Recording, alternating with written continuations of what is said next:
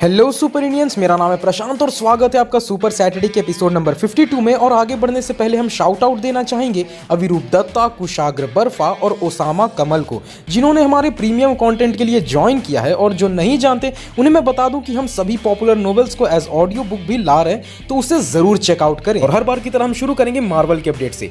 तो सबसे पहली अपडेट है केविन फाइगी की तरफ से। तो द मूवी बिजनेस पॉडकास्ट में केविन से पूछा गया कि आप लोग ये डिसाइड कैसे करते हैं कि किसी फेज में क्या दिखाना चाहिए, जिस पे केविन ने कहा हमारे पास 80 सालों से भी ज्यादा का मटेरियल है, तो हम उन्हें ही अपना पाथ मानते हैं। वहीं सुपर हीरो फैटिक के ऊपर केविन ने कहा 80 सालों से मार्वल में इतनी सारी कहानियां हैं, इतनी सारी कि उन्हें कई तरीकों से और कई जॉनर्स में दिखाया जा सकता है, तो इसी सुपर हीरो वाली कैटेगरी में हमेशा फ्रेशनेस बनी रहेगी। तो भैया ये बात कहीं ना कहीं बता रही है कि एमसीयू का कोई इरादा नहीं है अगले 10-20 सालों में एमसीयू को एंड करने का। ये फ्रेंचाइजी अभी तो बड़ी होनी शुरू हुई है, यानी अभी तो सैकड़ों कैरेक्टर्स आएंगे, दर्जनों कहानियां कहीं जाएंगी। वैसे इस पे आप सबका क्या मानना है कमेंट्स में जरूर बताएं। वहीं नेक्स्ट अपडेट है अवेंजर्स कैंग डायनेस्टी से। तो एसएफएक्स मैगजीन के साथ इंटरव्यू में कैंग डायनेस्टी के राइटर जेफ लवनेस ने बताया कि वो किस तरह कैंग डायनेस्टी के स्क्रिप्ट पे वर्क कर रहे हैं। उन्होंने बताया कि फेज 4 को इस तरह बनाया गया था कि वो नए कैरेक्टर्स को जन्म दे।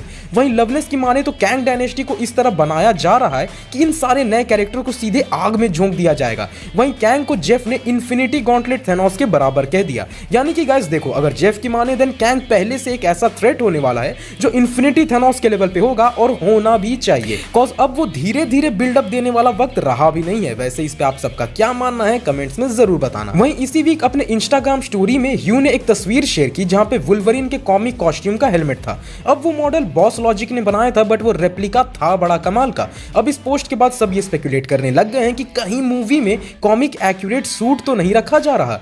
वैसे मैं बता दूं गाइस कि ये आज नहीं बल्कि सालों से चलते आ रहा है, जहां लोग आज भी वुल्वरीन को उसके कॉमिक एक्यूरेट सूट में देखना चाहते हैं। बट लेट्स सी कि डेडपूल 3 में क्या होता है। अगली अपडेट है guardians of the Galaxy volume 3 से। एम्पायर मैगजीन के साथ इंटरव्यू में डायरेक्टर जेम्स गन ने बताया कि तीसरी मूवी में क्विल प्रोटैगनिस्ट नहीं होने वाला। मूवी में क्विल गमोरा के लॉस से परेशान रहेगा और मूवी का सीक्रेट प्रोटैगनिस्ट रॉकेट होगा। जेम्स ने यह तक कहा कि सिर्फ आज ही नहीं बल्कि हमेशा से ही रॉकेट एक सेकंड प्रोटैगनिस्ट रहा था गार्डियंस मूवी का, तो उसी लीड को फॉलो करते हुए तीसरी मूवी को भी रॉकेट पे फोकस रखा जाएगा। तो ये देख के तो लगता है कि रॉकेट की ये आखिरी मूवी हो सकती है, सो बी प्रिपेयर्ड गाइस। अब Ant-Man and the wasp Quantumania कितनी हिट हो सकती है, ये स्पेकुलेशन सामने आए हैं। बॉक्स ऑफिस प्रो की तरफ से ये आंकड़े जारी किए गए हैं, जिनमें यह बताया गया कि क्वांटुमेनिया अपने ओपनिंग वीकेंड में $96 मिलियन से लेकर $131 मिलियन की कमाई कर सकती है। वहीं डोमेस्टिकली ये $249 मिलियन से $347 मिलियन की कमाई कर सकती है। तो ये एक अच्छे संकेत है, क्योंकि 2023 में अभी तक कोई भी मूवी $100 मिलियन के आंकड़े का ओपनिंग वीकेंड नहीं बना पाई है। तो लेट्स सी क्वांटुमेनिया ये कर पाता है या नहीं।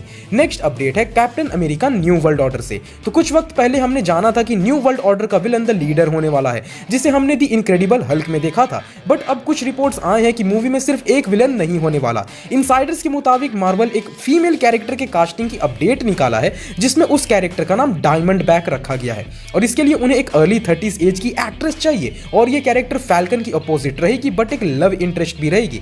वहीं इस कैरेक्टर को इस मूवी के बाद फ्यूचर में भी प्रोजेक्ट्स दिए जाएंगे। तो अब इस कैरेक्टर के नाम और अलाइनमेंट देखने के बाद एक और स्पेकुलेशन आया कि हो सकता है कि ये सरपेंट सोसाइटी की मेंबर हो। अब जो नहीं जानते उन्हें मैं बता दूं कि सिविल वॉर मूवी के ओरिजिनल आइडिया में मूवी के विलन सरपेंट सोसाइटी वाले होने वाले थे, बट उस आइडिया को फिर स्क्रैप कर दिया गया था। बट अब लगता है कि उस आइडिया को वापस लाया जा रहा है। बट लेट्स सी कि इस कैरेक्टर की कास्टिंग कब सामने आएगी। अब एक गजब की न्यूज आई है। द रैजीज वेबसाइट ने एक लिस्ट जारी की अपने 43rd रैजी अवार्ड के लिए, और उसके लिस्ट में मॉर्बियस के नॉमिनेशन थे।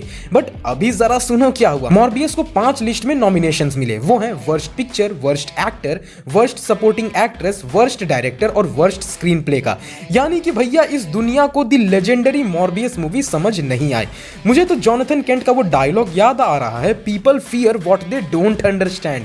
वैसे इस पे आप सबका क्या मानना है कमेंट्स में जरूर बताना। अब एक गजब की न्यूज आई है एमसीयू के लिए।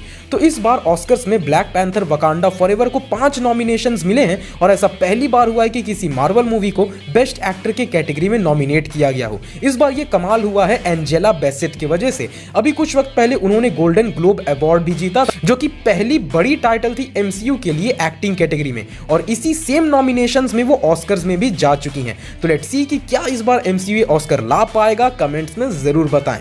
तो चलो अब एक कमाल की अपडेट देता हूं। मार्वल ने डेयरडेविल बॉर्न अगेन के लिए रियल लाइफ लॉयर्स को हायर किया है शो के स्टोरी के राइटर्स के तौर पे। ये है डेविड फाइगी, थॉमस वोंग और जैकरी राइट। अब ये तीनों लोग अपने राइटिंग करियर के साथ साथ अटॉर्नीज भी रहे हैं जो न्यूयॉर्क और क्वींस में काम करते हैं, और तीनों ने अपने लॉ करियर को साथ कैरी किया और कई कोर्टरूम ड्रामास भी लिखा है। यानी कि भैया बॉर्न अगेन सीरीज में कुछ हो ना हो, बट हमें कोर्टरूम ड्रामा काफी इंटेंस और रियलिज्म से भरा मिलेगा। अब ये मेरे दिल को खुश कर दी है, कॉज मैंने खुद कहा था कि एमसीयू डेयरडेविल के टोन के साथ जो करे फर्क नहीं पड़ता, बट मुझे उसके लॉयर वाले साइड में वीकनेस नहीं चाहिए, एंड एमसीयू उस पर बिल्कुल खरा उतर रहा है। वैसे इस पे आप सबका क्या मानना है कमेंट्स में जरूर बताएं। आओ अब कुछ इंटरेस्टिंग बताता हूं। एक एनालिटिक्स कंपनी है नीलसन नाम की, उन्होंने एक लिस्ट बनाया जिसमें टॉप 15 स्ट्रीमिंग मूवीज के नाम थे 2022 के। इस पूरे लिस्ट में सिर्फ एक एमसीयू का मूवी था जिसे बाकी दूसरे एमसीयू मूवी से ज्यादा देखा गया, एंड कैन यू गेस वो कौन सी मूवी है?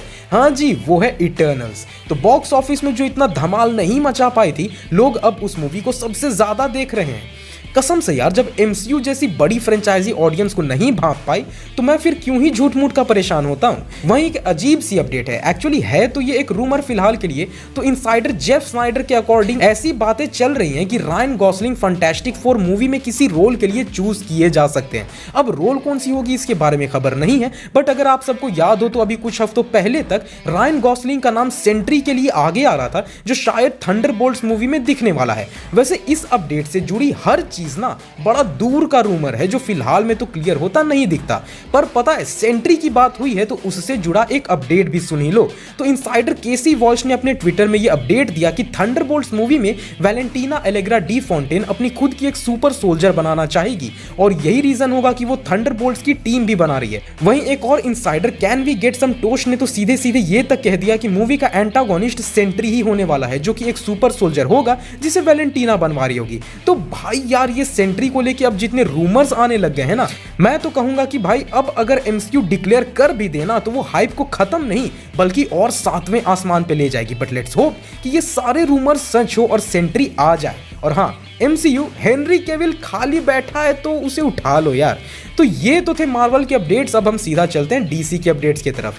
तो डीसी से तो सबसे पहली अपडेट ही यही है कि शज़ैम फ्यूरी ऑफ गॉड्स का नया ट्रेलर रिलीज कर दिया गया है, और साथ ही मूवी का नया ऑफिशियल पोस्टर भी लॉन्च कर दिया गया है। बट ट्रेलर के बाद ना मुझे एक ही चीज लगा कि ट्रेलर तो ठीक ठाक ही है, बट मुझे इस मूवी को देखने जाने का अभी भी पॉइंट समझ नहीं आ रहा कि वैसे भी ये प्लॉट और इवेंट्स आगे कंटिन्यू तो होने नहीं वाले, तो फिर इनमें इतनी मेहनत बस ऐसे ही, क्या ही कहूं। इस पे ना मैं आप सबकी राय जानना चाहूंगा, कमेंट्स में जरूर बताएं। नेक्स्ट अपडेट है कि HBO मैक्स ने ऑफिशियली टाइटन्स और डूम पेट्रोल को कैंसिल कर दिया है, यानी कि अब ये शोज पे काम आगे नहीं होगा। अब इस चीज को लेके फैंस जेम्स गन के पीछे लग गए कि भाई तूने फिर ये क्या कर दिया। जेम्स ने इस पर ट्विटर में जवाब दिया कि ये उन्होंने या पीटर साफरान ने नहीं किया है, बल्कि ये डिसीजन स्टूडियो ने उनके आने से कुछ महीने पहले ही ले लिया था। तो लोग अब ये नहीं समझ पा रहे कि अगर ऐसा है तो फिर स्टूडियो इतने महीनों तक वेट क्यों की न्यूज को रिलीज करने के लिए। तो भैया फैंस अब कंफ्यूज हैं, ऊपर से वो जेम्स गन पे और भड़कते जा रहे हैं। तो यार बड़ा अजीब सा हाल है डीसी का। नेक्स्ट अपडेट है कि सिंगर लेडी गागा ने अपने इंस्टाग्राम में अपडेट देते हुए बता दिया कि वो अब जोकर की सीक्वल के लिए शूटिंग शुरू करने जा रही हैं। उन्होंने अपने स्टोरी में एक पिक डालते हुए लिखा कि अब वो फिल्मिंग के लिए जाने वाली हैं। तो लेट्स सी कि ये मूवी आज से 2 साल तो मान कर ही चलो गाइस, बट हाँ मजा आएगा। अब अगली खबर भी जेम्स गन से ही रिलेटेड है। तो ट्विटर पर एक बंदे ने जेम्स गन को कहा कि तूने एक फैंडम को उकसा दिया है, और उसने #केविल इज क्लार्क यूज किया। अब इस पे जेम्स गन ने रिप्लाई दिया कि किसी को कुछ कहने से पहले एक एक्टर का नाम तो ढंग से लिखना सीख लो। अब गन ने ऐसा इसलिए कहा क्योंकि उस बंदे ने केविल में सिंगल L लिखा था, जबकि हेनरी केविल के नाम में 2 L है। मतलब कि यार क्या ही कहूं, इनके कुत्ते बिल्ली वाली लड़ाई ना खत्म होने का नाम नहीं ले रही। एंड कसम से मैं साला ये डीसी के अपडेट्स के नाम पे ये जेम्स गन के अपडेट देते देते थक गया हूं। जब डीसी के अपडेट्स देखने आऊं, इसी बंदे के या उससे जुड़े कुछ ना कुछ चुतिया पे भरे रहते हैं। जेम्स गन ये, जेम्स गन वो, भाग यार, मन नहीं करता इस वजह से डीसी के अपडेट्स देने में। नेक्स्ट अपडेट है जेसन मोमोआ की तरफ से। तो वैरायटी के साथ इंटरव्यू में जेसन ने बताया कि एक्वामैन उनके अलावा कोई नहीं बनेगा, यानी कि वो एक्वामैन के रोल को नहीं छोड़ने वाले। उन्होंने ये भी कहा कि वार्नर ब्रोस के साथ उनके रिलेशंस बहुत अच्छे हैं और उन्हें रोल से नहीं हटाया जा रहा। साथ ही उन्होंने कहा कि वो एक्वामैन के साथ साथ नए डीसीयू में एक और नए कैरेक्टर का रोल प्ले करेंगे, जो कि ऑब्वियसली लोबो ही होने वाला है, हम सब जानते हैं। वहीं उन्होंने बताया कि एक्वामैन 2 जो है वो एक रियल लाइफ थ्रेट और कॉन्सेप्ट पे बेस्ड होगी, जहां हम एक्वामैन को यूनाइटेड नेशन से भी डील करते देखेंगे। बट एक्वामैन 3 को लेकर जेसन ने कुछ नहीं कहा क्योंकि वो खुद श्योर नहीं है कि एक्वामैन 3 अभी बनेगी भी या नहीं। वहीं इसी बनने ना बनने से एक और अपडेट है, वार्नर ब्रोस शायद डीसीयू के नए कास्टिंग को 2023 में अनाउंस नहीं करेगी। हम सब ये जानते हैं कि जेम्स गन और पीटर साफरान के आने के बाद से कई रोल्स की रीकास्टिंग हो रही है और अब नए लोगों को लिए जाएंगे, बट ये नए चेहरे कौन होंगे वो इस साल भी नहीं बताया जाएगा। बट इस फैसले के पीछे ये माना जा रहा है कि इस साल डीसीयू की जो 3 फिल्में आने वाली हैं और अगर वो नए कास्ट को भी अभी अनाउंस कर देंगे तो कहीं लोग इन बचे हुए 3 मूवीज को देखने ही ना जाएं और इससे टिकट सेल्स पर भी असर पड़ सकता है। तो डीसीयू जो है नया वाला, उसमें कौन कौन होंगे एज एक्टर्स वो अब 2024 में ही अनाउंस किया जाएगा। वैसे इस पे आप सबका क्या मानना है कमेंट्स में जरूर बताएं। तो ये तो थे डीसी के अपडेट्स। अब चलते हैं कुछ मेजर हॉलीवुड अपडेट्स की तरफ। तो सबसे पहले अपडेट है कि अवतार द वे ऑफ वाटर ने बॉक्स ऑफिस पे $2.054 बिलियन के मार्क को पार करते हुए 5वें रैंक पर जगह बना ली है और अब ये जल्द ही कुछ वक्त में टाइटैनिक को पार कर सकती है। तो लेट्स सी कि क्या होता है। वहीं पेड्रो पास्कल की नई series the last of us second season के लिए रिन्यू कर दी गई है।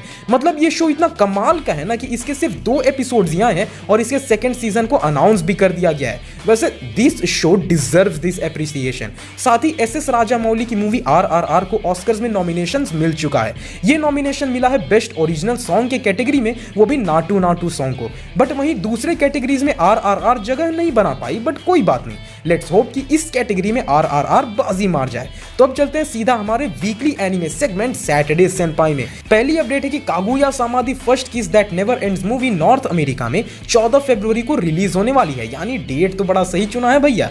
साथ ही रिकॉर्ड ऑफ रैग्नारॉक सीजन 2 के पहले 10 एपिसोड्स अब नेटफ्लिक्स पे स्ट्रीम हो रहे हैं। तो अगर किसी ने देख लिया है तो कमेंट्स में बता दो भाई कि इस बार की एनिमेशन क्वालिटी कैसी है। वहीं 7 deadly sins 4 knights of the apocalypse का टीजर ट्रेलर रिलीज कर दिया गया है। ये इसी साल 2023 में प्रीमियर होगी। वहीं इसी वीक कई सारे नए एनिमेस के की विजुअल्स, टीजर ट्रेलर और एनिमे एडेप्टेशंस मिले हैं। वो एनिमेज है ब्लू आर्काइव गाचा गेम का एनिमे अनाउंस कर दिया गया है। स्किप एंड लोफर और माई होम हीरो एनिमे इसी साल अप्रैल में आएगी। My unique skill makes me OP even at level 1 anime इसी जुलाई से प्रीमियर होगी और द एरिस्टोक्रेट्स अदर वर्ल्डली एडवेंचर्स भी अप्रैल से प्रीमियर होगी। तो गाइस ये थे इस वीक के सारे मेजर न्यूज अपडेट्स। अगर आपको ये वीडियो पसंद आई हो तो इस वीडियो को लाइक करें और अपने दोस्तों के साथ शेयर जरूर करें। साथ ही ऐसे ही सुपर ऑसम कंटेंट और न्यूज के लिए हमारे चैनल सुपर इंडिया को सब्सक्राइब कर दें। पीस।